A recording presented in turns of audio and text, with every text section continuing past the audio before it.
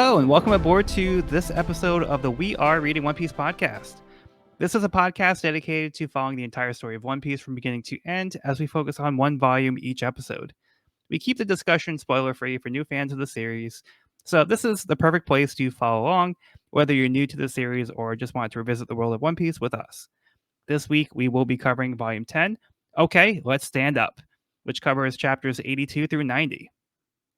My name is Joel, and I'll be your host. And joining me today, we have Sean. This is Sean. And we have Evan. Ahoy! This is Evan. Yeah, so we're back from our little hiatus. With the holidays, it's been a little busy, but we're hoping to get back on track here. Yeah, happy holidays, happy New Year. Yeah, new year, new podcast, new One Piece. Well, for some of us. Hey, Volume 10, double digits. Let's go. Yeah, so this is almost like a milestone. We're for sure like 1/10 of the way through the series. Wow. Pretty daunting when you put it that way. See, I'm seeing it as like a glass half full kind of situation. Yes. It's like, wow, we're already like that far through the series. Like we're already like almost up to chapter 100. So that's how many chapters are there? Right now it's like 1070, and volume 101's coming out. I think like this week. So yeah. So we're moving getting along. There. Yeah. We're just missing a 1. We got 10. Just one away. Just one volume away. All right, but let's focus on this volume. So we can get into a little recap from last volume just to kind of set the stage here. So we left off where the crew learned Nami's history with Cocoa Village. Her surrogate mother, Belmare, was killed by Arlong because she could not make the payment he demanded. Nami has teamed up with Arlong out of necessity after making a deal that he'll free the village if she can buy it from him for 100 million berries. Just as she was close to reaching this goal, Arlong had secretly gone behind Nami's back to have the corrupt Navy official Nezumi seize her entire stockpile of treasure, and after she managed to gather it over the past 8 years. With no other options, Nami turns to Luffy and asks him for help. Luffy is ready to step up as he storms Arlong Park. We're in it. All right, so let's get into chapter 82. Okay, let's stand up. Luffy arrives at Arlong Park and asks which one of them is Arlong. Arlong reveals himself without any sense of concern. Luffy knocks some fishmen out of the way with ease, then throws a punch at Arlong that sends him flying. Luffy is mad that Arlong made his navigator cry. Not willing to let Luffy get away with this, the other fishmen charge in at Luffy, but Zoro and Sanji fend them off, ready to join the fight as well. Recognizing that things are escalating, Hachi gets ready to bring in the big guns. He calls for the giant sea cow, Momu. Momu shows up, not looking so good. Momu recognizes Luffy and Sanji. Not wanting to get beat up again, Momu starts to swim away. Arlong threatens Momu, so he has no choice but to try and fight. Luffy starts to get fed up with all the distractions, so he plants his feet into the cement ground, grabs Momu, and sends him flying. Luffy doesn't have time for small fries and is here to fight Arlong. All right, thoughts on this chapter? Oh no, not Momu. Oh no. We know this character well. Now, technically, Arlong didn't threaten Momu. He just says, "Oh, where you going, Momu? All right, if you feel like it." It's like, It's the implication. The implication. It's because of the implication. Yeah. But Momu's attitude did change quite a bit. It did. Looked like Momu was ready to throw in the towel, and then Arlong spoke up, and then you see the Momu rage come out. Yeah. Yeah, Momu is very reluctant to have a rematch because he knows he's not going to win. But he seems to be even more afraid of Arlong. So seemingly, yeah, which concerning. This chapter was such a great reintroduction for me, having not read in a couple weeks. Like Luffy just comes in guns a-blazing, like isn't letting Arlong finish his sentences. He is like a man on a mission. He's mad. We see his emotions in this chapter, and like the team is together. Like the team, like this is the first time we've seen this whole crew all like with the singular same enemy, like a singular goal. They're all going for the same thing. And that was a really cool moment, I think, for the crew. Yeah. This is the first time they're all working as one. It's a big party shot, the big Yeah. trailer shot. Yeah, it's good stuff. It's so good. Yeah, Yeah, because like album they're a cover crew shots. now. Yeah, they're a crew. They're like you said, they're on the united front. It's not like they're trying to convince one of them to join them, or it's not like they Right. got split up. Like they're here as a team, and they're here to work together to take on this threat. Totally. I feel like in previous fights they've kind of been separated. Like, they're all broken up doing different battles, but in this one they were all in the same place, same time, same goal in mind. I'm pumped up. Yeah, There's also really good cells in this, like some good full page action scenes. Yeah. Luffy's really cool move. What was it? Windmill. He's swinging the Momu around, and he's like knocking Momu like into the fishmen around him. Yeah, I think this chapter had a lot of really powerful cells with that first punch when Luffy just comes in and punches Arlong right across the face. I was just looking at that one. Cell. Very dynamic, looks so good. He goes flying. Yeah, that's awesome. And then like when Luffy has like the steam coming out of his nose. Yes. And then the face he makes when he says, "You made our navigator cry." Yeah. So good. Yeah, just so much like powerful like emotions going on here, and just like, raw Luffy emotion. Yeah. And then all the fishmen start jumping in, and then Sanji and Zoro join the fray too. But like Sanji's like, leave some for the rest of us. Yeah. Then Usopp, it's okay with me if you don't share Luffy. How generous of you, Usopp.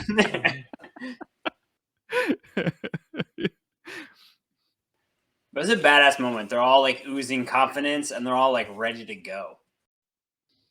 Yeah. And I also like that moment at the beginning too, where where Arlong asks, "What's a Luffy?" And Luffy Yes. says, "A pirate." He's not wrong. Not wrong. Yeah, I think this is a great intro to this volume. Really set the stage. I do like. I mean, it's a topic we've talked to death at this point, but Luffy's pure bluntness in terms of just walking up and punching Arlong, and then the crew's reaction of like, "Oh man, you like," or was it Sanji or something? Is like, "Man, you really are just that direct," or something. Yeah. Is like, "It's okay, I'll win." And then Sanji's like, "That's not what I'm worried about. Like, I know we're gonna kick their ass." Yeah, exactly. Yeah. I just leave some for me, buddy. Like, Yeah. No, but like that'll never get old for me. It's just like it's like this build up, because like we talked about like last volume how like Luffy wasn't really too involved, but now that he's like coming in, it's like an explosive entrance, and he means business. Like whenever Luffy gets serious, like I love those moments, because like it's about to go down, and just like the like Luffy's just like charisma and like confidence, and like he's like here to like defend somebody who he cares about, and that's like one of the aspects I love about Luffy as a character.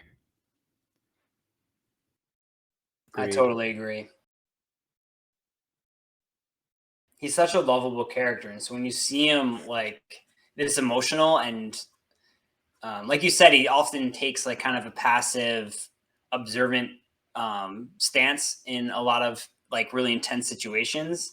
But in this one, he takes the lead, and he's like very emotional and very amped up. And I think it really gets the reader amped up. Like I was feeling really amped up seeing Luffy this amped up. Amped up. Amped up. Yeah, I just think, like you were saying, how he can often be kind of emotionless or not taking a side in a battle, like seeing him coming in this amped up and this riled up. I think it really got the reader amped, at least for me personally. Like I got really amped up and excited seeing him this angry and determined to fight Arlong. Yeah, and I think one thing about Luffy is I think his motivations aren't always as like altruistic as they might seem. Mhm. I think he has to have like a personal stake in something for him to get involved. So it's not so much that he wants to do the right thing. I think it's because he cares about certain people, and that's why he wants to step in and help out. So in this case here, he wants to help Nami. So he didn't come here to save the village necessarily, but that's going to be like that's part of the benefit is like to defend this village here. But he's doing it for Nami, not because he wants to, save the day and be a hero. Right. Yeah, it's a good start to what is, I'm sure, to be a knockdown, drag-out fight. Yeah, right. This is All it. right. Luffy versus Arlong. That's what we're about to experience. The boss battle. Let's go. All right. So, any other thoughts before we move on?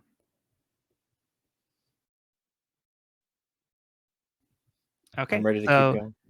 Yeah, let's go on to a new cover story. Heyo.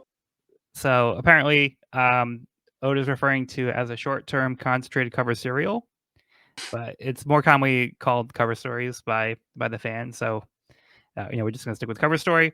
But I think that's the technical term. That's how Oda sees it. So, it's short-term concentrated cover serial part 2. Kobe and Helmeppo later. So this is the first chapter of a new cover story, but it's the second cover story. Kobe and Helmeppo have both joined the Navy and start at the bottom of the ladder as shore boys.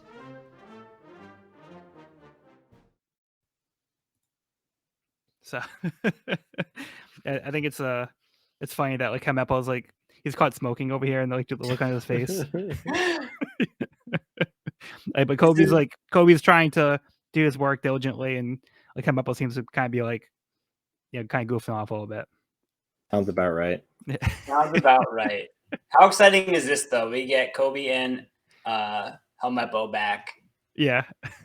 Two great characters. I feel like we've talked a lot about them in previous episodes and how likable they are, how lovable they are. So I'm excited. Well, Helmeppo for different reasons, but like I love him as a character. But yeah, love to hate. Love to hate, exactly. Love to hate. But yeah, it's fun to see them now, like on a different path. Helmeppo in particular, like, I didn't expect him to kind of like be like buckling down, but like I don't know what else he would be doing. So maybe he just thought like, like I don't have to. I'm not able to kind of skirt by on the greatness of my daddy, Captain Morgan. So now he has to try and make something of himself. So I guess this is his new path. Looks like he's not off to a good start. He's already goofing off and getting caught. But our boy Kobe though, he's it seems like he's doing good so far. Yeah, Kobe's doing good, as expected. Yeah. All right, let's get on to the chapter. Chapter 83, Luffy in Black. The villagers of Cocoa Village are impressed with Luffy and his crew so far, and we're expecting them to put up a fight against the fishmen. Arlong's officer is prepared to enter the fight. Hachi starts out by spraying ink at Luffy's crew, which they dodge easily. All except Luffy, whose feet are still stuck in the ground. Hachi tries to slam some giant debris on Luffy, but Sanji is able to break it with his kick. Usopp attempts to free Luffy, but can't get him out. As Hachi begins another attack, Zoro steps in this time. Wanting payback on Zoro for his previous attack on Arlong Park, Hachi switches his focus to Zoro. Usopp accidentally launches Luffy at Chu, now getting his unwanted attention. Usopp runs away in fear before launching his slingshot at the fishman. Now even angrier, Chu begins chasing after Usopp. Luffy tries to attack Arlong again, but Arlong is able to grab Luffy's arm, then pull him out of the ground with his feet still trapped in a block of cement. Arlong throws Luffy into the water, which causes him to grow weak and sink due to his devil fruit. Sanji tries to jump in to save him, but he and Zoro are now blocked by Karubi and Hachi as Luffy continues to sink. Uh-oh. Oh boy. I Not- remember when I first read this as a kid, I was annoyed. It's like, oh, come on. We're already fucked like this. We're already in trouble. It's like there goes all of like the All the steam. hype. Yeah. Like, the hype man's gone. Luffy did this to himself too. he really did. I know. That's like the best part of the whole thing. I loved it. Was it you said that was like point your toes. Who said that? Try pointing your toes. Yeah. Hey, he's Oh, it was offering Usopp. support. Yeah, Usopp's trying. He's trying to run away. That's one thing he's good at. Oh, I love Yeah, that. Luffy's in there real good. But the rest of the crew is like ready to step up. Sanji and Zoro are both like ready to go. Yeah, and they're right there to defend the Luffy, who's now helpless. Yeah. It is hilarious how like Luffy's like, I can't dodge this, and everybody else like, they just get out of the way, and yeah, the Luffy just gets covered in the ink, and then like Zoro doing the face palm. See if it comes through.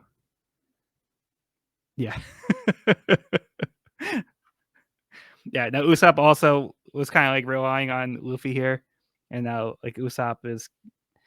Now he has to kind of step up a little bit too. Mm-hmm.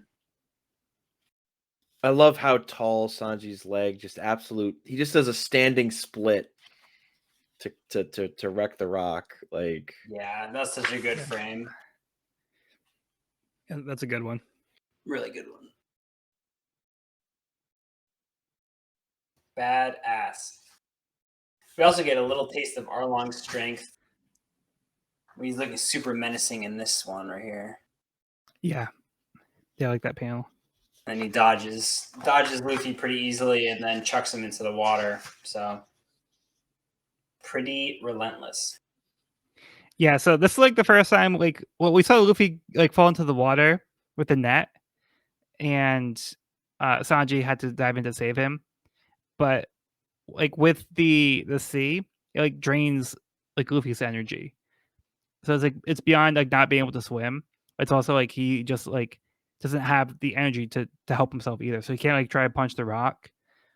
Like he's like basically powerless to help himself. Yeah, I thought that was really interesting because that's something that Arlong mentions, maybe not in this chapter, but I think in one of the later chapters, he mentions it very directly, saying that the devil fruit, like the ocean, also takes away their will to live. it's not a good time. Yeah. I don't want to jump the gun because I know that's said in this volume. It just seemed relevant right now, but yeah. Arlong In said this that- chapter, he says people who have eaten the devil fruit can't swim. Of course, in your condition, you'd sink anyway because of the cement on his feet. Mhm. Then Luffy thinks to himself, "This is bad. I have no strength." So I think it's like the first time where it's like mentioned that's also one of the side effects of the devil fruit. Mhm. Is like beyond not being able to swim in general. Yeah. See, because I didn't realize that at all, and it wasn't until Yeah. Arlong mentions it. I think towards the end of this I volume, think towards the end, very yeah. directly saying, like devil fruit users, the ocean takes away their will to live, which I wrote down because I was like, that's a Okay, yeah. pretty important piece of information. Yeah. And kind of adds to that sacrifice that the devil fruit users have while having these abilities. Yeah, so it's kind of like a device that's kind of like why Luffy can't help himself in this case. So I think it just kind of adds to like the stakes. Totally. Yeah, agreed. It's a rough situation. And a damp one. Yeah, and then like everybody else can't jump in to save Luffy. Like Sanji's trying to get ready to go in, but the fishmen, intervene, and they would just jump in the water after them. So they're kind of stuck. So they kind of have to deal with the threat on land first before they can even make an attempt to save Luffy. Yeah, Who and the is crew not looking so good. and Luffy's crew is very aware that the fish people have a massive advantage in the water. So like that's obviously like not where they want to be. That's like the last place they want to be. I don't really know what they're. I mean, as a kid, I was like, I don't know where we go from here. I was just so annoyed. In retrospect, it works because otherwise we go through the fight too quickly. But I was just annoyed. It's like, yeah, Luffy. Oh, god damn it, Luffy. Like, Yeah, right. Within the span of 2 chapters, it's like we're ready to see this big old fight, and it's like, nope, here we go again. Like we have to get rid of him for the span of like 5 chapters or whatever. But Yeah. it makes Yeah, sense, and it's it makes his eventual return all the more exciting. But it's just like, oh boy. You're right. All right, Luffy, Arlong boss battle. Let's go. Luffy's immediately thrown into the water in like one of the first chapters. Yeah. Oh, Yeah, I do think. Yeah, I do think it's a common criticism for this type of device that Oda uses, like especially like in this arc, where like Luffy is taken out of the battle for a contrived reason. But to me, like it's fun. You know, it's silly, it's dumb, and that's what makes it work for me. Because like Luffy would do something like that because like he didn't think it all the way through, but like he did something in the moment that like that was like fun for him. Yeah. And it kind of backfired.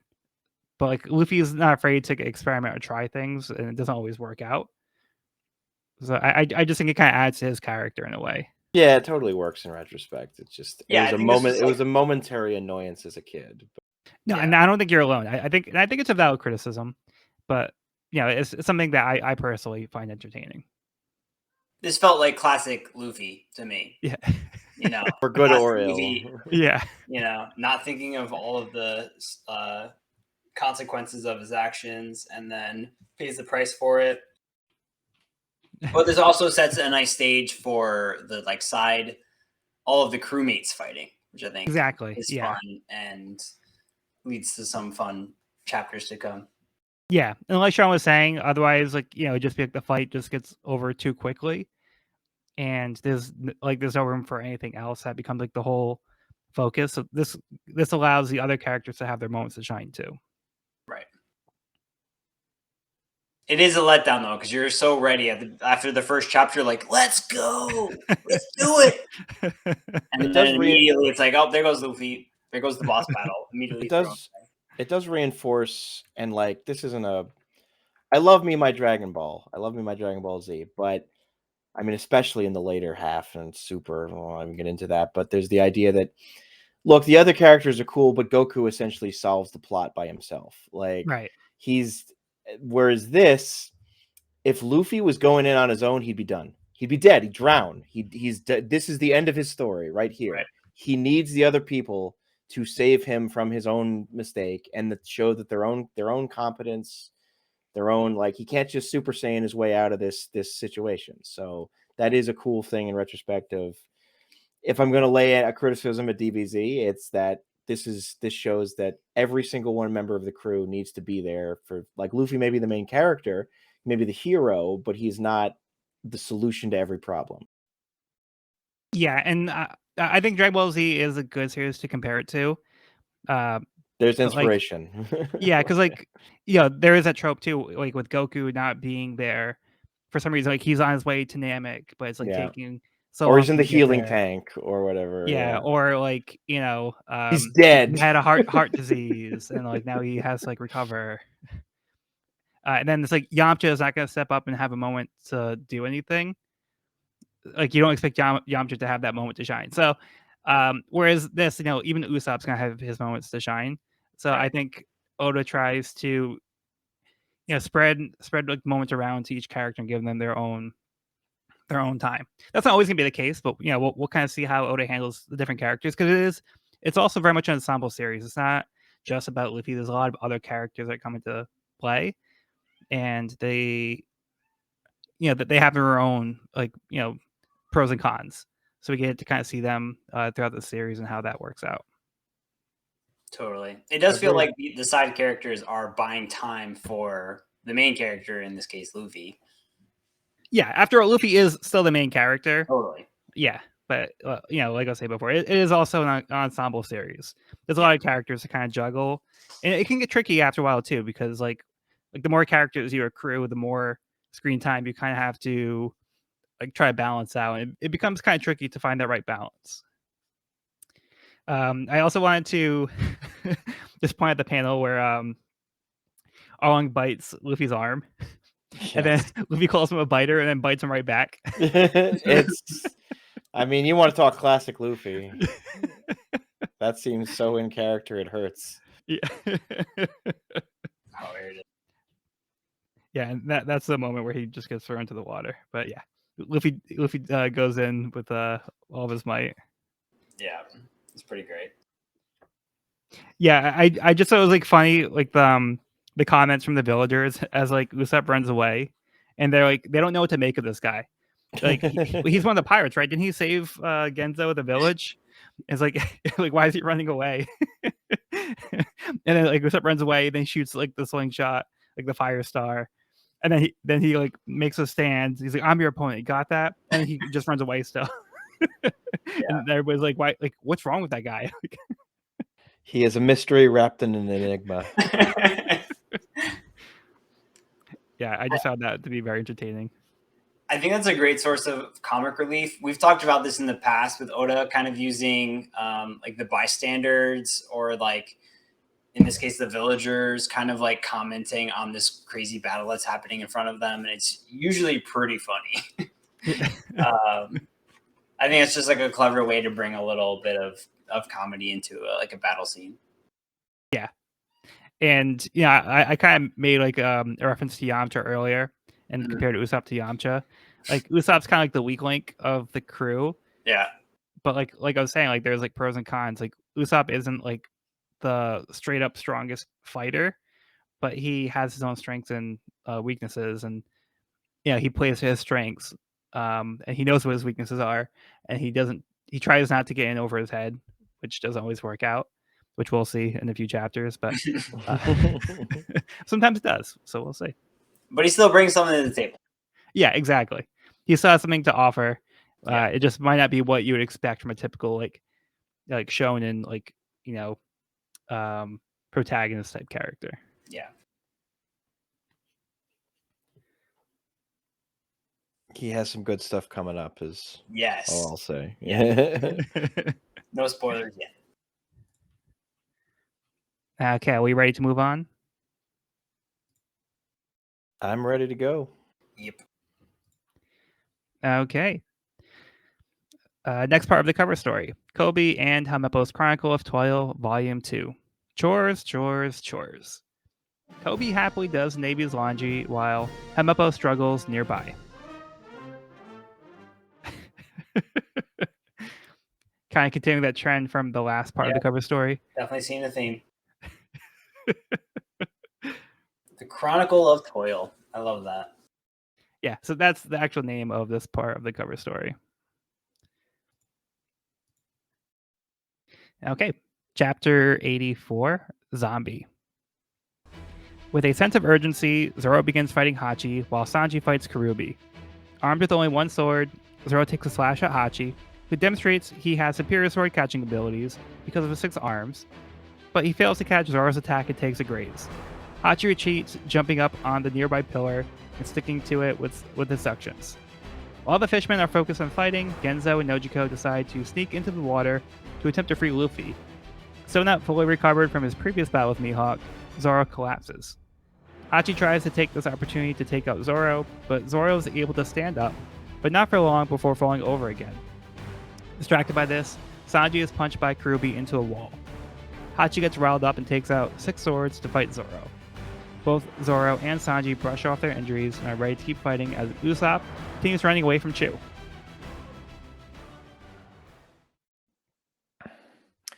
God damn it, Zoro, you and your chest wounds. Yeah, so that's important to note here that Zoro has not fully recovered. Nope. And why does he only have one sword? Where are his other 2 swords? He might have left them on the ship. I'm not entirely sure, actually. Yeah, I was actually wondering that too. I'm sure it was brought up at some point, and I don't remember what happened after the fight with Mihawk. Or if when he got captured by the fishmen, I don't think he had his swords on him. But I yeah, to mean, be honest, I don't remember. doesn't exactly. Mihawk shatter at least 2 of his swords? Yeah, I think. I don't recall. I could be wrong. Yeah, We should know this. yeah, that was a few weeks ago at this feel point. like, where? It was. It's got to be in there somewhere. Yeah, that might be the case, but I'll look. I'm looking it up, but you guys Okay. continue for now. Okay. Thankfully, Johnny and Yasuko didn't need theirs. Yes, exactly. And were willing to give theirs up for the cause. This also seems to be a trend. Zoro fighting at a disadvantage against his opponents. Yeah, he kind of get nerfed a little bit because he's too strong. Yeah, He's the He always Worf of is the group. fighting injured. Yes, Mihawk shatters 2 of Zoro's swords. Okay, I thought that was the case, but I couldn't remember exactly. When Zoro does his 3,000 worlds, you can see 1 in each hand is shattered. The 1 in his mouth remains intact. But Okay, that's right. Yeah. That's the important of the 3 swords. that's Queena's sword. Queena's sword. Yeah. That's right. Yeah. Thank you. Yeah, I thought that's what it was, but I couldn't quite remember. Yeah, I think that there's some funny moments in this one too. I mean, this is the start of one of my favorite Usopp sequences. Period. Yes. Like it's just showing how much of an absolute blast he is. I mean, it only gets better from here, but it's still just even great. And also that last panel of Sanji with the blood pouring down his face, and he's just like, if that was a 40th degree punch, then he's like, that was nothing. I'm like, was it nothing? Because you seem pretty rough, buddy, but it's still a cool line. Yeah, no, I like that too. Yeah, see, I like when Sanji does like the trash talking. Yeah, it's like, he doesn't Yeah, he's probably exaggerating a bit, but like he's saying it kind of to get him riled up too. Yeah, he does it just to trash talk. Exactly. But I liked when, Zoro slashed down at Hachi and he tried to catch it with his hands, and all of them miss. Yes, and he just gets like grazed in the face. And then also when Zoro cuts off his hair. The greatest insult. It's just hair. Like, if you think it's only hair, it'll grow back. You're absolutely right. Yeah, the triple sword catch. Didn't think that one through. Yeah. Needs a little practice. Yeah. But he's only the second best swordsman in Fishman Island, so yeah. It's like, cut him some slack. The 6 sword style. That was pretty exciting reveal. I was like, all right, here we go. Sword battle. Yeah, I think that's pretty cool. I do really like. I think it's one of the panels coming up in the next chapter. So Zoro just grabs Hachi and is just like, all right, I'm just going to throw you into the wall. Like, I mean, all right. Very nonchalant. Very nonchalant. This reaction. While being so exhausted, he can barely move, but nice. All around good stuff. Yeah. Good stuff.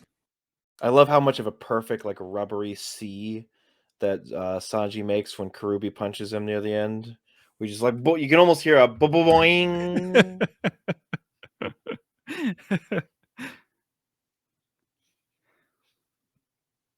Yeah, that's a good panel too. Yep. And we get introduced to Fishman Karate as a thing. So Fishman Karate. Style, yeah. It's a thing. Yeah. Why not? Learn more about it in the chapters to come. And I like how Nojiko and Genzo, they kind of can't stand by, and they decide to do what they can to help out. Yep. So they get ready to go in to try to help Luffy. So I do like that moment with them too. Nojiko also insisting on going.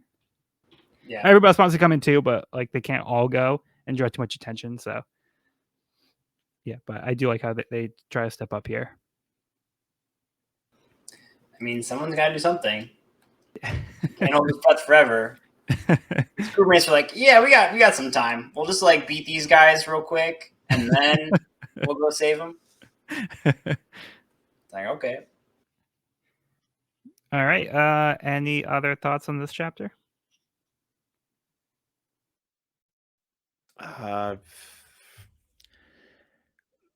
It's not looking great, but they're also holding their own. Like, it's a weird mixture. Yeah. Pretty evenly matched at this point. Yeah. How long Yeah, can like he hold his breath? Is the question. That's the question. All right, let's move on. Kobe and Helmeppo's Chronicle of Toil, Volume 3. Arrest at the Edge of the Base. Kobe enjoys a homemade lunch with Rika as Helmeppo takes his frustration out on a Luffy doll. So Helmeppo's clearly not over Luffy still. Not Clearly. Got Kobe enjoying some donuts. And hopefully Rika's rice balls are coming out a little bit better. Just a bit. They might need a little extra dirt. We'll see. And it looks like they're still at Shellstown, so they haven't actually gone too far, but they are where we left them. Yep. I'm excited to see where this goes. Maybe Kobe can come help against Arlong. We'll see. just hop on by. Yeah, after you know the chores. Yeah. Exactly. Okay. Chapter 85, Three Swords versus 6. Johnny and Yosuke see that Zoro is in rough shape. They toss their swords to Zoro to give him the edge he needs by fighting with three sword style. As Hachi is about to attack Zoro, he catches the swords in midair and holds off the attack. Even while dodging and with half the number of swords, Zoro is able to land a strike on Hachi. Hachi says he still has the advantage because he has more swords, but Zoro says his are weightier. Hachi thrusts in with all 6 swords at once, throwing Zoro's swords out of the way, creating an opening for Hachi to land a hit as Zoro flies into the air. Hachi begins spinning his swords around like a propeller, hoping to catch Zoro, unable to defend himself. Zoro times his landing and his attack to avoid getting cut, slashing Hachi in return. Hachi charges in with all 6 swords again, but Zoro is able to shatter them with his own, defeating Hachi in the process. With one fishman down, Kirby tries to even the odds by taking out a weakened Zoro, but Sanji is able to intervene in time to protect Zoro.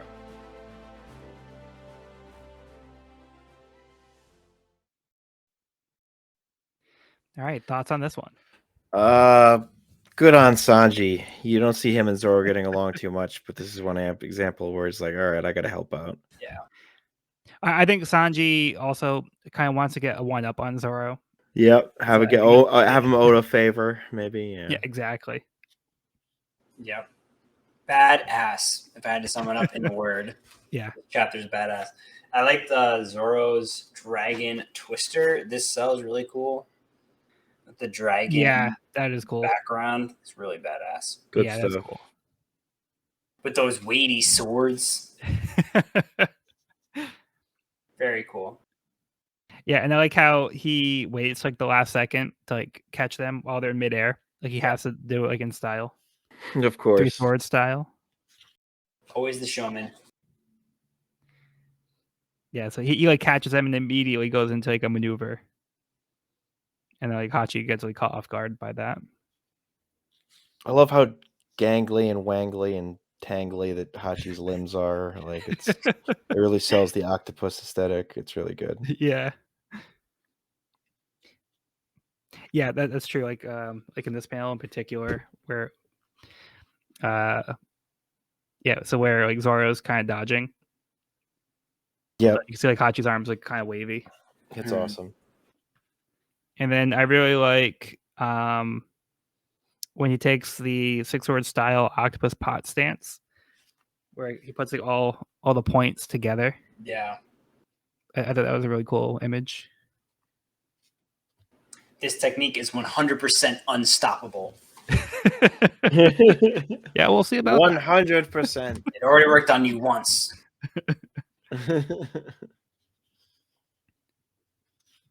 Kurubi does give Sanji some credit. It's like, hey, I have never seen a human that could take my punch and not die immediately. So, Yeah. you know, I guess you're bare minimum worth fighting. Like,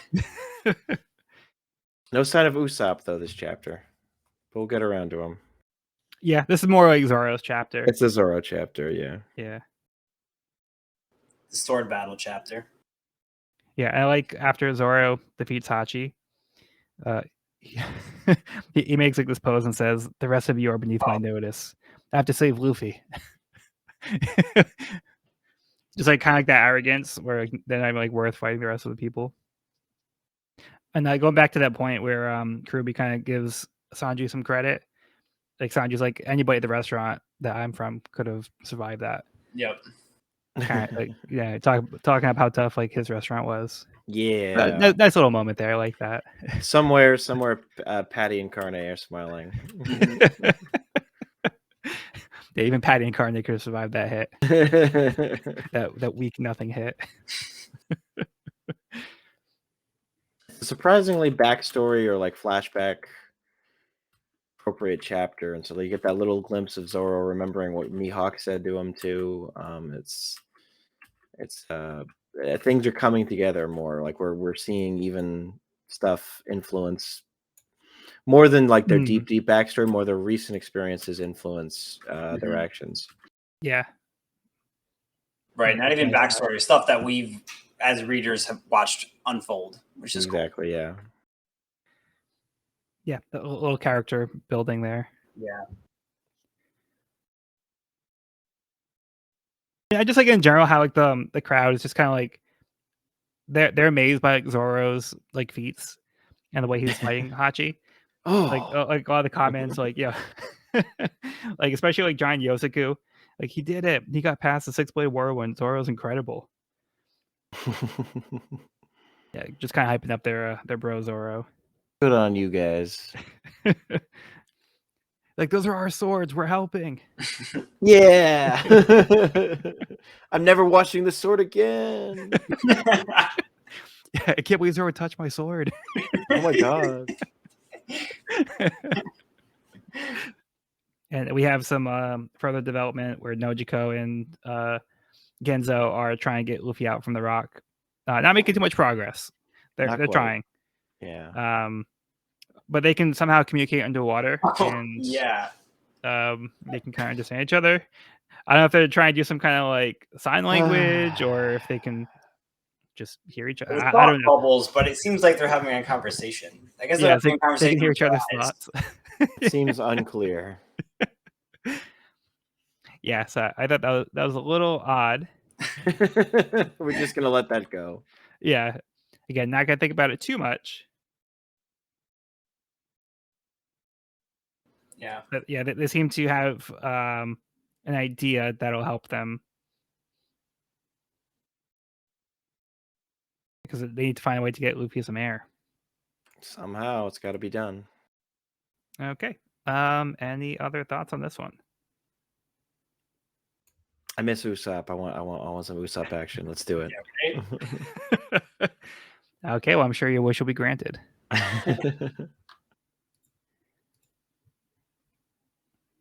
Okay, chapter 86, Heroism versus Fishman Cruelty. Zoro prepares to enter the water to save Luffy, but Sanji stops him, telling him that he's in no condition to be going into the water. Sanji dives in himself, but Kurubi follows. In the water, Sanji sees Genzo trying to push the water out of Luffy's lungs as Nojiko holds Luffy's head stretched out of the water. Sanji is relieved as he just now needs to kick the rock off of Luffy's feet. Kurubi has closed the gap and also notices Genzo aiding Luffy. He attacks Sanji, who is now quickly losing his air. Sanji now needs to go up for air, but Kurubi plunges him deeper into the water, as Sanji's body can't handle the water pressure. Realizing the fishman needs his lungs to breathe underwater, Sanji blows into Kurubi's gills, which allows Sanji to make for the surface. Now back on land, and with Luffy not in immediate danger, Sanji is able to defeat Kurubi after landing several kicks. All right, I got a bone to pick with this chapter. Go for it. It's cool, but what's the explanation for Sanji just suddenly being okay? Now I can kill you. Like now I'm the best. Like he gets out of water, terribly out of breath, and now he just beats the shit out of Karuvi. It's like it's cool, but it doesn't. I don't get where he's getting this surge of power from. I agree with you because we've already established that like the Fishman are like 10 times stronger than a regular human. I was just kind of saying that Sanji is just that strong, but that just kind of feels convenient. So I agree with you. It feels like it feels, I'm gonna say it, a bit ass pulley. Just like Oda being like, I need Sanji to beat him. He beats him. Like it's like, okay. Again, I love all the French name attacks, so that's cool. I was just gonna mention that. The French name attacks make up for it for me, So but good. it does make me go like, oh, he just beats him. Like And some of the French attacks roll off the tongue, which I feel like must have been hard to interpret. Like, I wonder if there's some translation stuff or like Yeah. localization stuff there with like but it's good whoever- stuff. Whoever did the translation, kudos, because that was well done. Yeah. I think it's still Caleb. Let's see. No, Lance Castleman. That's who it is. Lance Castleman. Good on you, Lance. Yeah, well done, sir. English adaptation, Lance Castleman. Translation, Naoko Memia. Good on you both. Yep. I like that Oda puts a little note in there being like, the asterisks on this page indicate French words. Well, was that Oda or is that the translator? I don't even know. Yeah, I think that's the translator decision. But I'm glad it let me know because as a kid, I was like, I don't know what this is. So. Even though I should, since my mom speaks French and Spanish. But oh wow, yeah,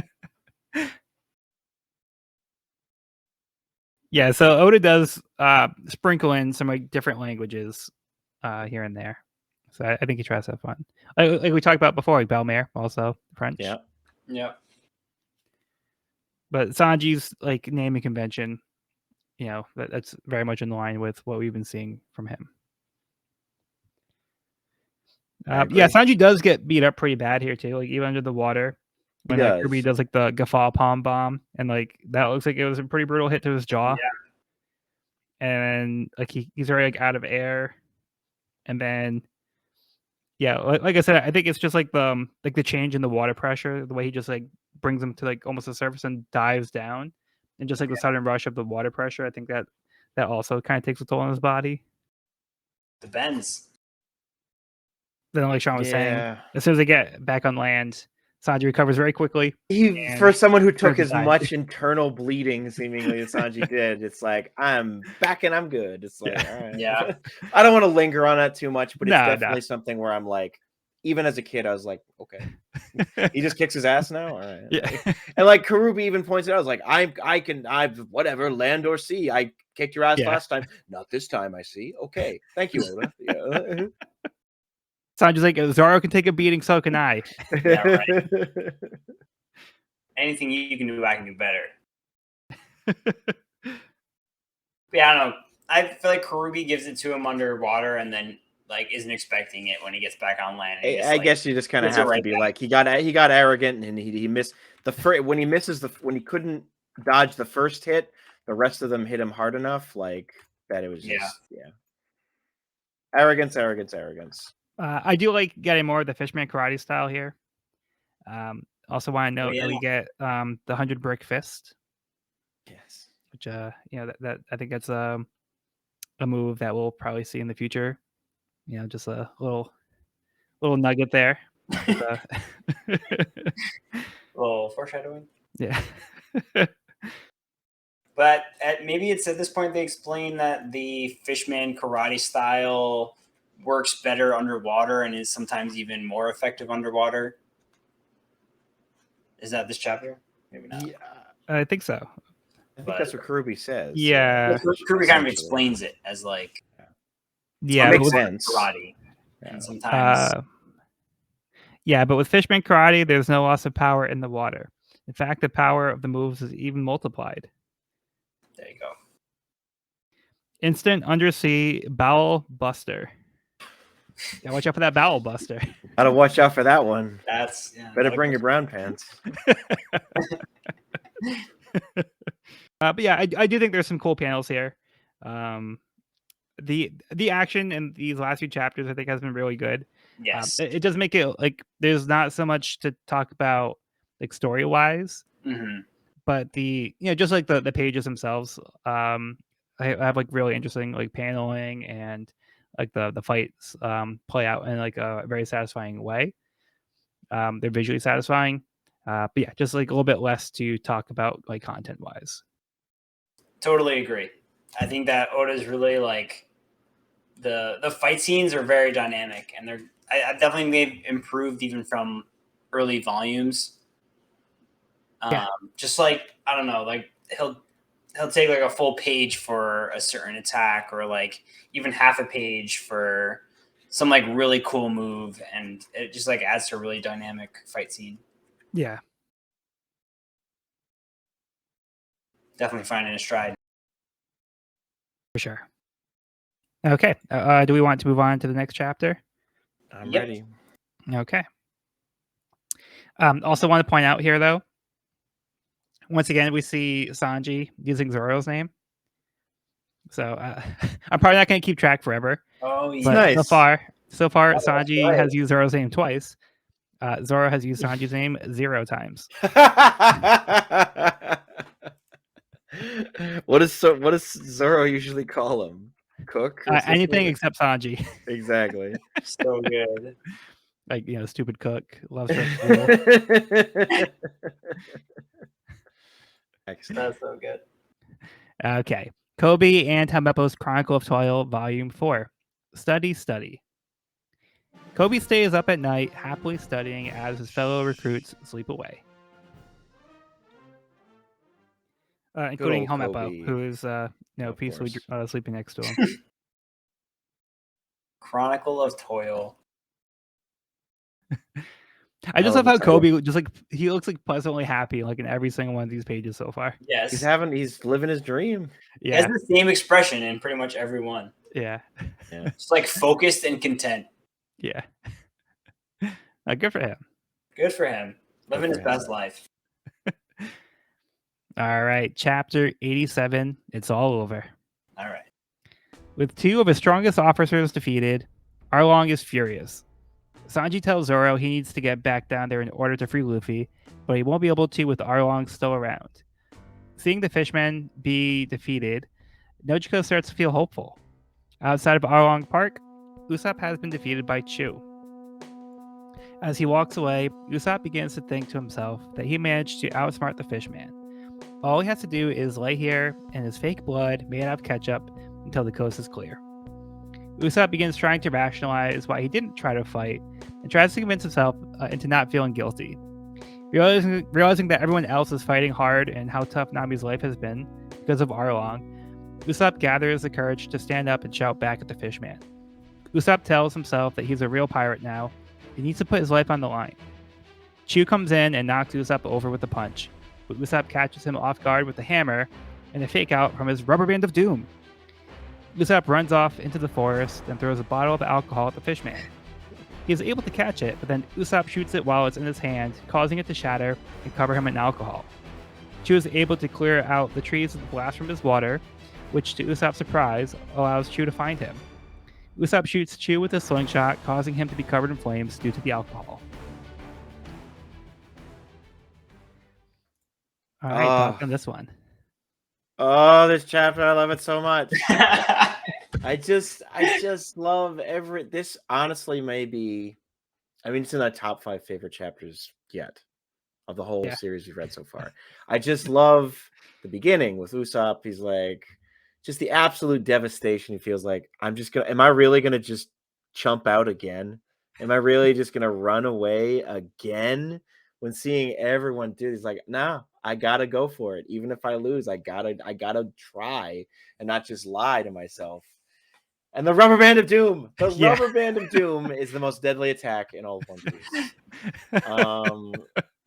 And then, but he lives up to like his tactician sharpshooter ideals, and like I love hits him with the beer. Do you know the grog burns? Fuck it, and just it's so good. And then he just hammer of doom. What does he call it? Like, so good. Was it Usopp's hammer? Usopp's hammer of doom or something. Usopp's hammer. 6 times.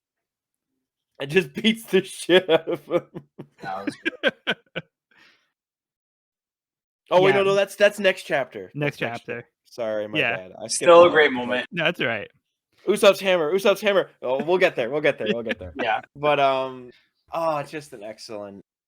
This was the first time I was like, oh my god, I think I like Usopp, because again, Usopp was my least favorite character when I was a kid, for the reasons I think most of the kids would be like, this guy's dumb and annoying and he's not cool. But now I'm like, oh my god, this is so funny and character development at the same time.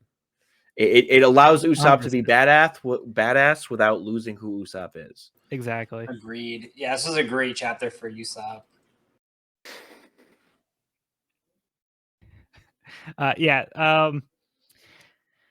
So this is also like a great moment in the anime. I had the pleasure of meeting Sonny Strait at the convention we went to. He's the voice actor for Usopp, but I think his voice for Usopp is like perfect. And like I've heard it before, but he was also telling me that Oda had handpicked each of like the members of the Straw Hat crew. So Oda like basically picked the people. He signed off on those people to voice the crew. That's awesome. Cool. Yeah. So I mean that's also like a big credit to all of them. But I do think that like the casting was like perfect for them. But his delivery of the Rubber Band of Doom is just like so funny. And he did the line for me too, because that's my favorite parts. Yeah, so he did the line for me while we're at the convention. So that's amazing. That's awesome. That was great. Evan, Sonny Strait also voices Krillin. Oh, cool. So, yep. Yeah, wow. He's in a lot of great roles too, and he's Hughes from stuff, Full Metal Alchemist. Yeah, a lot of great stuff. Wow. Evan, did you have any other thoughts on this one?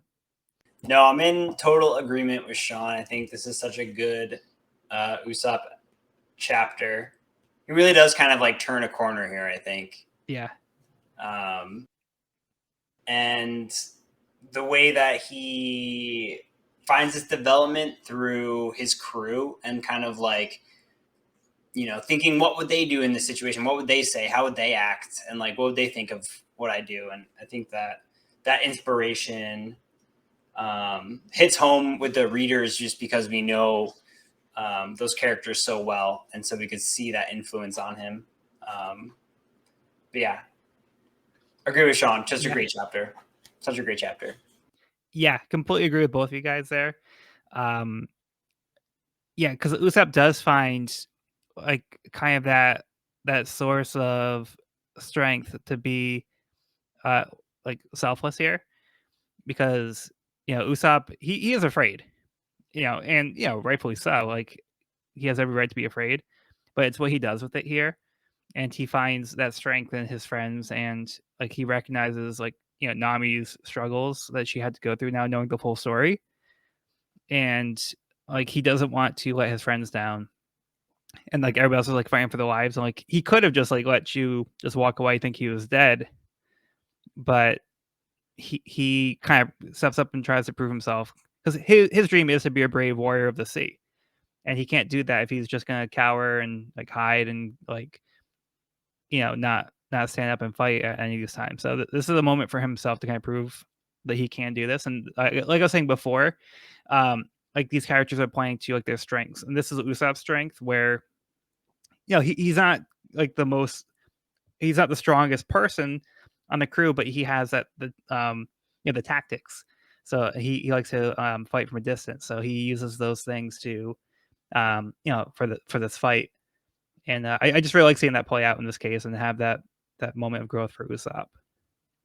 Totally. And his ability to lie, he uses to his advantage in fighting situations. And we see it a couple times in this volume. Yeah. This being one of them. But yeah. And like Sean said, I think it's cool to see that development, but he's still Usopp, like at the end of the chapter, you know, like Yeah. it doesn't like totally change his character, but it's definitely like a developmental moment. Yeah, Yeah. like I'd be annoyed if he suddenly just like took out his hammer and was like, "I have 1,000 hammer moves you've never heard." I'm like, oh no, but he's still like running. He's still running for half the fight and hiding, but he's still fighting back. He's using almost guerrilla tactics. He's Yeah. like, "I'm gonna hit you and I'm gonna run, and I'm gonna hit you and I'm gonna run." I'm like, he's still beating you, Chew. Like, Yeah. so yeah. He may not be doing it in the most honorable way, but you're still getting your ass kicked, and then you get burned alive. So Not as stylistic as Zoro or Yeah. Sanji, but still gets the job done. Yeah, so like he's on the ground, he says it's all over. And then he takes out the hammer. Like he caught like Chew like off guard. Like he's like smack. And then Usopp takes the hammer, Usopp's hammer, and like hits him in the knee. And then like yeah, just like the pain like in Chew's face over here. It's Yeah. so good. Yeah. And then Hammer to the shin hurts you no matter Exactly. fishman or not. Fishman or not, that's gonna hurt. exactly. And then Usopp takes out the rubber band of doom, and then Chew like flinches, like expecting it to hit him, and then Usopp runs away. He doesn't even fire the rubber band. Yeah. Like, So good. does he ever actually fire the rubber band of doom? Or is Yes. it always just a He flinch does, maneuver? yeah. He does in this He does. volume, Yeah, Yeah. you're right. I think I remember now. and it's incredible. Yeah. We'll get there. Using a That's rubber great. band as like a weapon, like Yes. that's so Usopp and it's so perfect.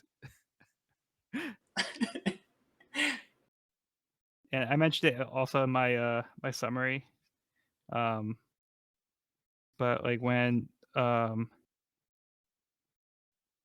yeah, like Chew basically like blows away the trees, Mhm. and then but Usopp is just like so like blown away by like the raw power. He's just like staring at like the trees being cleared, and Chew's just like, oh, he's right there. Like he's hiding, and he's just, like, He's right he's there. just like not even hiding anymore. He's just like blatantly like staring. Very funny. Excellent. He's like, why do I have to fight this fool? Oh, Usopp. Oh yeah, how do you find me? He's just staring at the trees.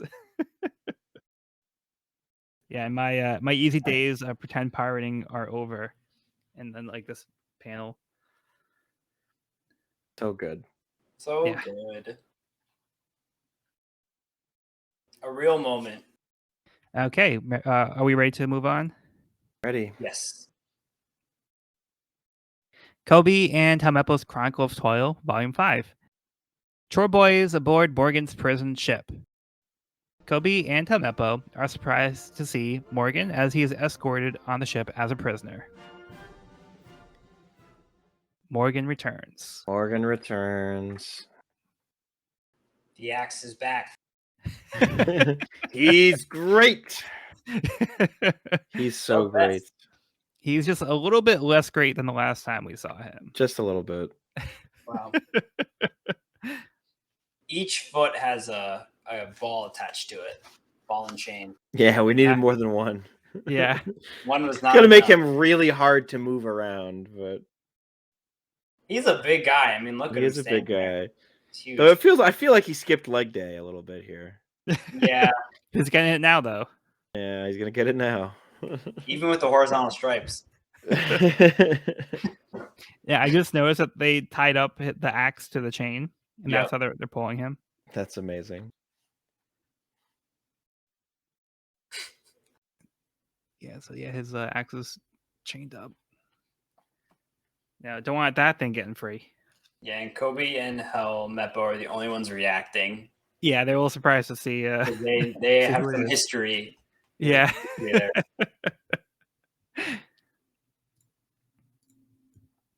Moving on to chapter 88, Die. Chew tries to run into the water to put out the flames, but Usopp is able to land a blow with his hammer. Chew isn't quite ready to give up, so Usopp attacks him with the hammer and rubber band a few more times to finish him off. Over in Cocoa Village, Nami has finished tending to the wound on her shoulder and makes her way to Arlong Park to join the fight. Zoro and Sanji were unable to stand up to Arlong. Nami arrives, announcing that she's come to kill Arlong herself. Arlong laughs her off, saying she'll be his cartographer forever. Arlong offers to look past Nami's transgressions against him and spare the villagers as long as she swears loyalty to him. Otherwise, he'll kill everyone else. Nami decides to put her faith in her friends, telling Arlong that she's here to fight him. At this moment, they see a giant geyser of water in the distance. Sanji realizes that Genzo and Nojiko must have managed to pump the water out of Luffy's lungs. Zoro tells Sanji he'll hold off Arlong while he goes into the water to free Luffy from the cement. Usopp arrives to lend his support as well, just from a distance. Just as things are looking up, Hachi begins to recover in order to make his way into the water to stop Sanji.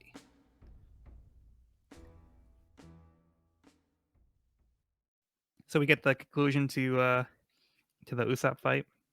Oh yes, Usopp's hammer, Usopp's hammer, Usopp's rubber band of doom, Usopp's Yeah. hammer. Yeah, I love how he throws that one in there. So good. The hammer's new, isn't it? I feel like this volume was the first time we saw the hammer. Really? Yeah, it's basically just like Part of his arsenal. like a crafting hammer, like just like yeah, it's like a little mallet. Yeah, it's a little. Yeah. The ice cream cone worthy bumps on Chu's head at the end there are like So good. just comical. Like He's like barely recognizable.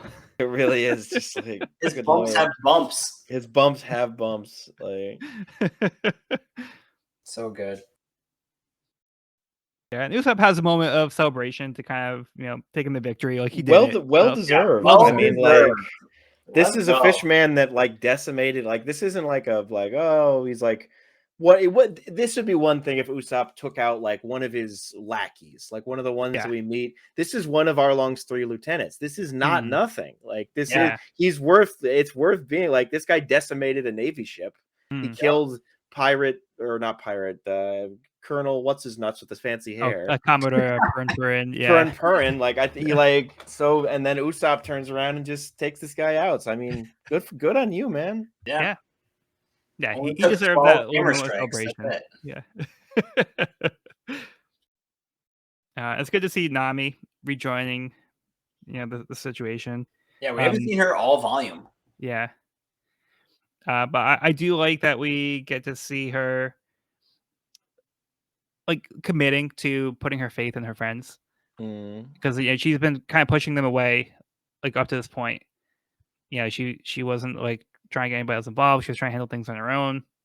She was trying to get too close to anybody, but now she's kind of letting those walls down and embracing that her friends are here to help her, and she's ready to put her life on the line as well. It's like she's all in now on her friends, and in this fight. She's ready to get rid of Arlong this way, because she knows that like whatever she was doing before is not really an option anymore. So this is the only way. Totally. Yeah, it was good to see that commitment, even though it was only it was like 1 page. Yeah. She's like, let's do this. I made up my mind.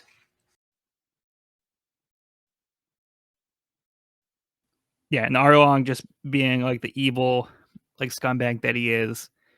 Yeah, saying like I'm not gonna let you go. Like I'm not gonna kill you, but like you're stuck with me forever, and you're just gonna keep making my maps against your will. Like he's not even trying to do the bullshit. Like, oh, if you may save enough money, he's like, no, you're with me to the end. Like, yeah, sorry, exactly. like, this I just won't kill the village. I will kill these 2 because they've caused me too much trouble. But I think he knew what buttons to push. Yeah, just full mask off at this point. So yeah, why not? And then Zoro also kind of stepping up. Like Zoro's already put in like a lot to these fights as well. Like he's already kind of on death's door from like Mihawk, and he just had a tough fight, and he's still trying to hold off Arlong just to buy some time to get Luffy back into the fight, so Sanji can go and save him. And Luffy is back. Yeah. Yay! He's conscious again. Conscious again.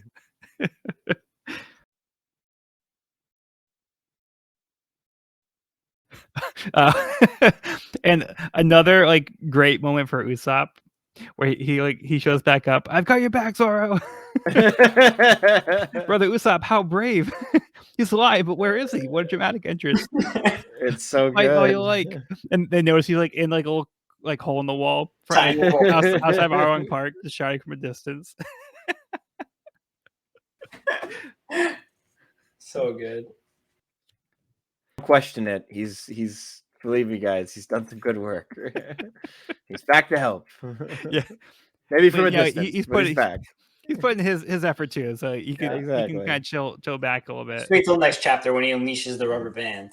Rubber band of doom. Makes me want to do an Usopp cosplay, but the only prop weapon I show up with is the rubber band of doom. Like, yeah, we get his egg star as well. So Egg star. Yes. Yeah, he's contributing. Yeah, I didn't have too much more in this chapter. Again, a lot of it is kind of finishing up the last fight. Kind of transitioning to get Luffy back into things, and like Arlong just kind of like reasserting how much of a villain he is. Sure is an asshole. Yeah.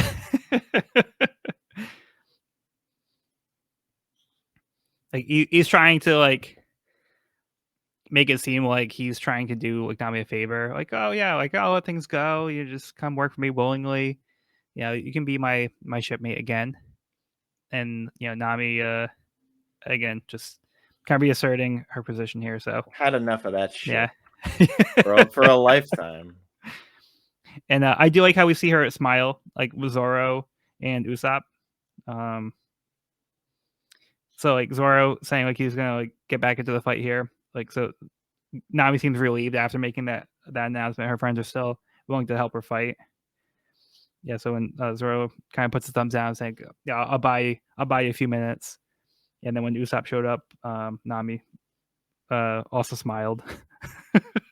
Even to see Usopp. Nami, I did something. I love Usopp's just like, yeah. Yeah, it's so great. Does Usopp ever really tell the crew like I totally kicked his ass? Do they ever believe him? Or like it would be nice if that happened, but I think he just does it to Nami. Yeah. Oh, he shouted it enough. Everybody could have heard. Yeah, everyone heard. Yeah. I beat one of Arlong's officers. Me! Yeah. Me of all people. This idiot. So proud. All right, let's move on to the next part of the cover story. Kobe and Helmeppo's Chronicle of Toil, Volume 6. Work, work, work. Helmeppo is concerned his father will get the death penalty as he and Kobe clean some weapons. He's still his dad after all. Yeah, I guess. Even Kobe seems a little concerned too. But I think it's more like he's more like I'm sorry, Helmeppo. Yeah. Yes, yeah. Since that your dad was a wicked jerk. It's too bad he was like literally threatened to kill you multiple times, beat the shit out of you.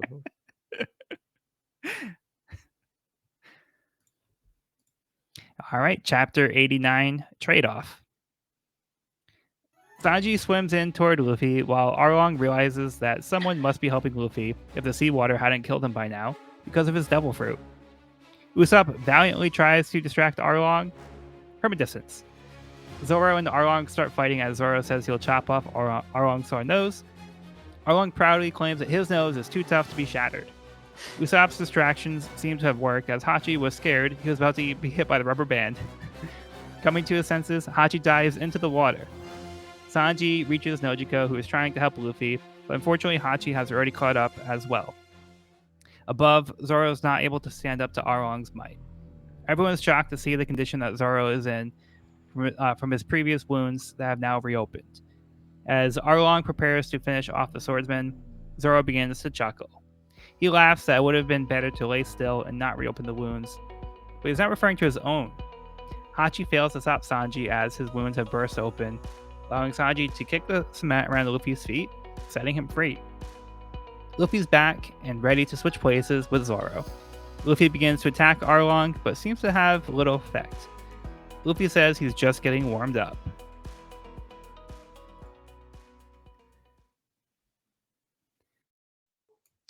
We're back, baby. I'm back. I'm back. Yeah, after a little detour, Luffy is ready to fight again. Yeah, and So did not like take him long to get back into the action. 1 page into the next chapter, Karubi comes up, tosses him back into the water. No, oh no! I would have quit One Piece. I honestly would have. But no, it's a good stuff. I love Zoro catching his sword on Arlong's nose. And the rubber band of doom, as you've said, Yes. Evan, it does Here get it is. used to great effect. Look at that. What are you trying to do? No, go. I literally laughed out loud when I saw this. Yeah. It's like, I got your back, Zoro. Don't worry, I got you. I'm your support here. I got you covered. So good. Nami quickly got over Usopp showing up and being happy about it. I'm like, okay, you're not even helping anymore. What did I expect from you, Usopp? But then Hachi being afraid that was gonna hit him for some reason, that also cracked me up. Yeah, they all think it was seem coming at scared him. of this. Yeah. Oh no, rubber band. Oh. Did you see that? I almost got hit by that rubber band. It was Crazy. It went 1 foot.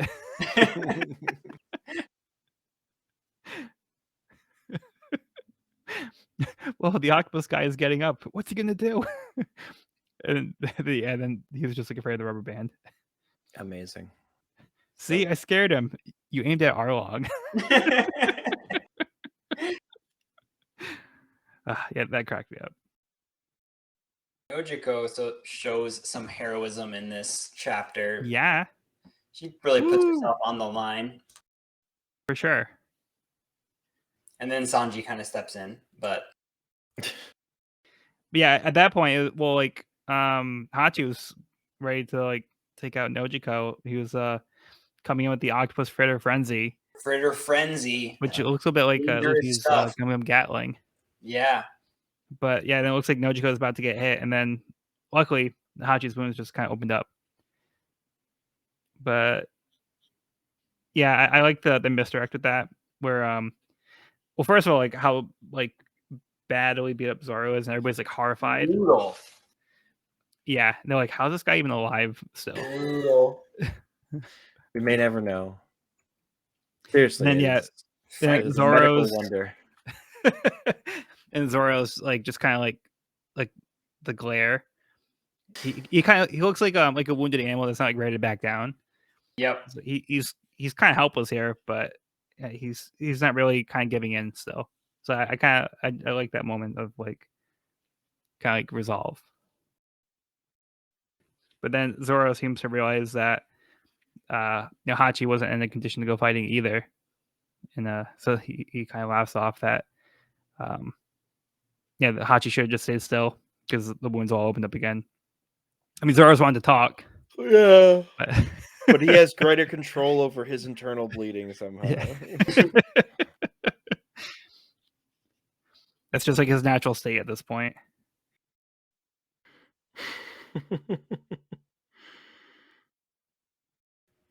I love how Luffy gets launched. He is saved and launched into the sky. And before he even hits the ground, he immediately launches his attack.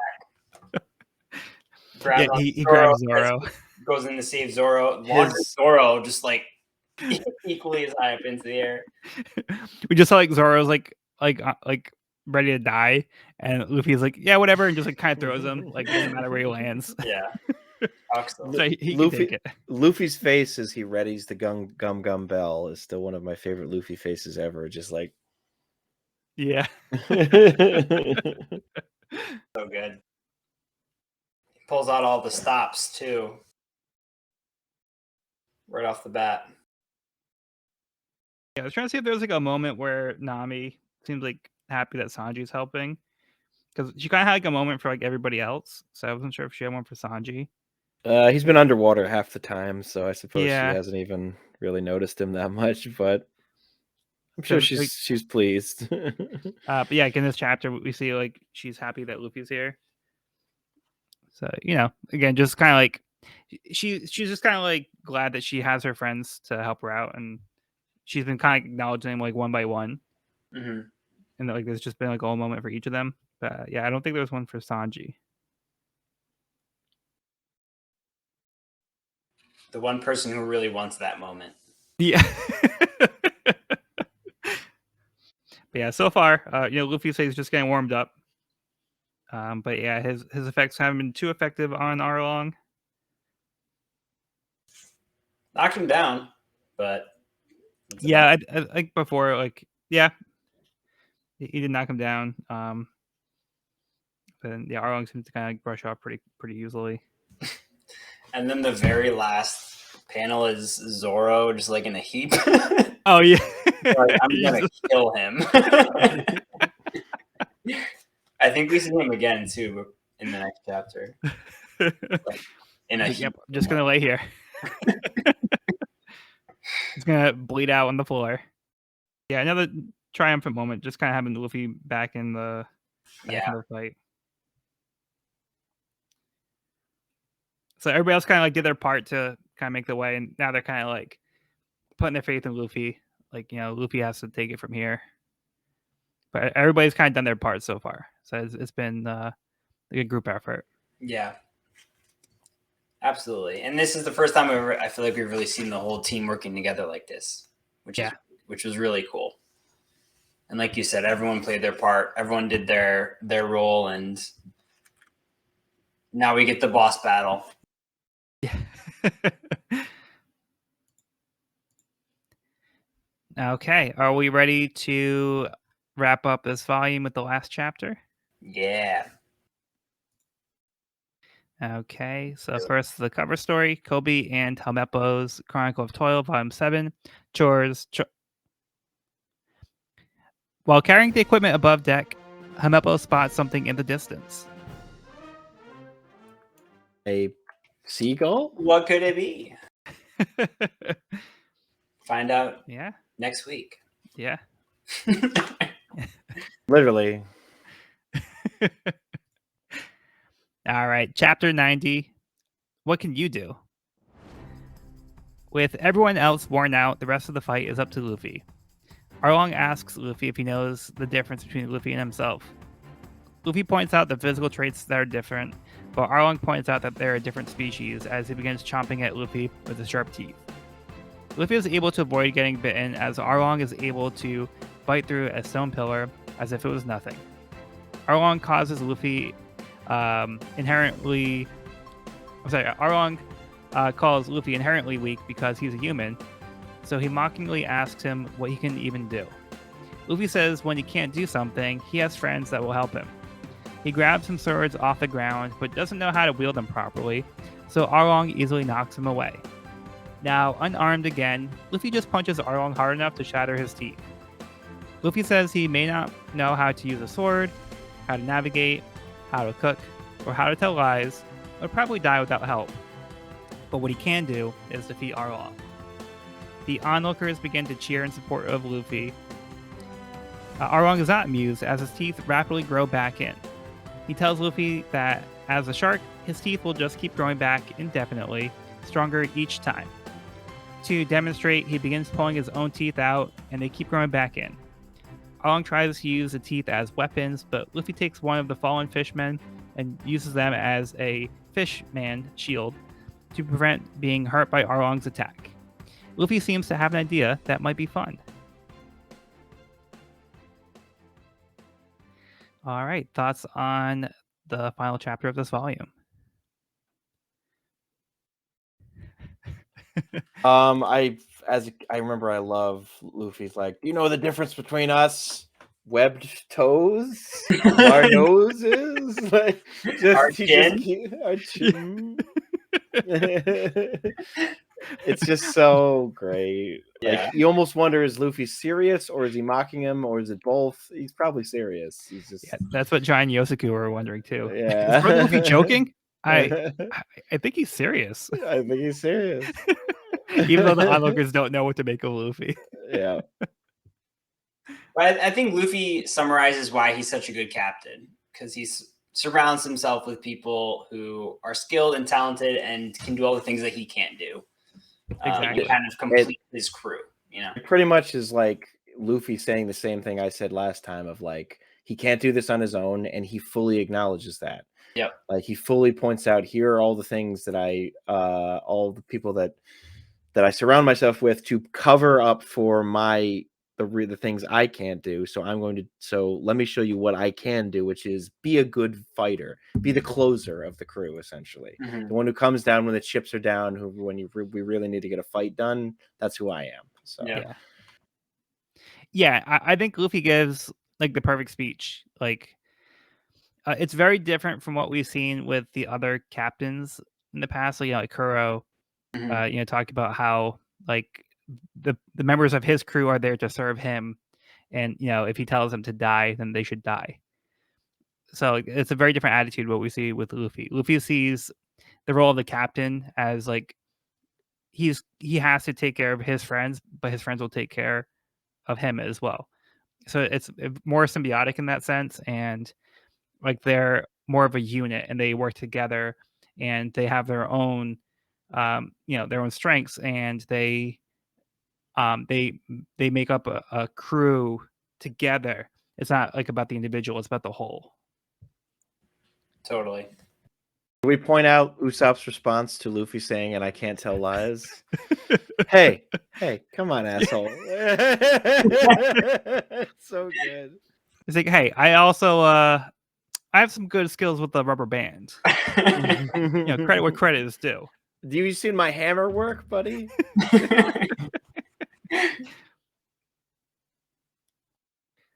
Wait, what? Usopp, you have a hammer? Since when? I always have had a hammer. I've literally never seen your hammer before. Literally not once. No, it's a great speech, and I love that attitude for Luffy. That's very and he's lifting up his crew as opposed to putting them down. Yep. And how about Arlong's teeth? Chomp, chomp, chomp, chomp, chomp, chomp, chomp. I feel like sharks don't regrow their teeth that quickly. Yeah. But they do. It is a thing. Yeah. Yeah. It's a funny like little gimmick. Yeah, just kind of playing on the fact that sharks do regrow their teeth. But yeah, this is like a little ridiculous, but that's kind of the point. Yeah, it's I thought that was creative power. Yeah, definitely creative. Pulls out two fresh sets of teeth perfectly. Yeah, and then the way that Luffy just throws out the fishman in the way, and he takes like the bites. Right. And Luffy just came up with an idea, so maybe he'll find something to turn the tide. Can't wait. If anyone can do it, what I also said at the beginning of this volume. I can't wait for this. Yeah. It seems to be a recurring theme with this manga. No, that was a great volume. Yeah, this one felt a lot more action oriented. Yeah. And now we're kind of getting like more of the payoff for what's been building up. Yeah, we're getting the actual fight. So yeah, it's good to see the progression here and how things are playing out. Like we're talking about, like, the fights have been fun this volume. Everybody's had like their moments to shine, and I feel like it's been like a really good volume to kind of highlight like the different characters on the crew. Yeah, and their unity as a crew too. Yeah.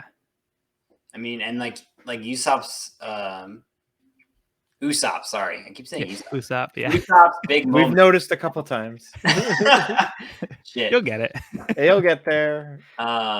You only have 91 more volumes to get it down. All right, cool. No, I think Usopp's like big turning point like came from the crew and his connection with the crew and his inspiration from the crew. So I thought that was kind of a cool tie-in, because that was like the one fight that kind of happened off to the side. Yeah. All the other fights kind of happened in Arlong Park. Yeah. All together, which is also really cool. It's cool seeing the whole crew fighting together for the first time.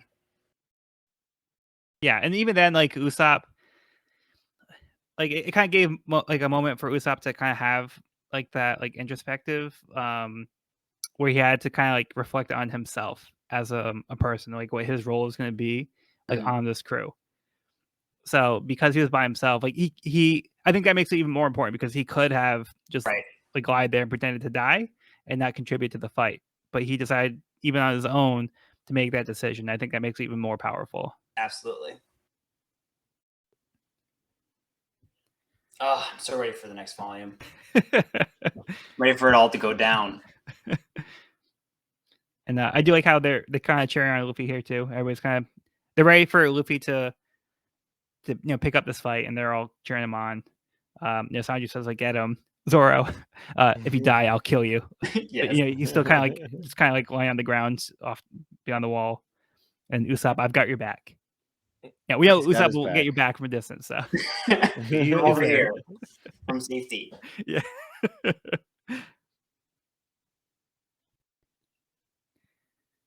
All right. Any other closing thoughts before we wrap up? I mean, this is what I've been talking about, Evan, for so many episodes now. This is the main course, and I think you're sharing in the meal now. It's great stuff. I get it. I'm so wrapped up in it. Yeah, I'm really excited for what's to come. I'm really excited for this boss battle too. Yeah, I'm glad that you're enjoying it as much as you are. Because this is amazing series, and this is I think this is one of the highlights of the series as well. Yeah, Like Sean was saying, this is like an arc that's like when you get to this point, like if you're committed to like the series and like you're in.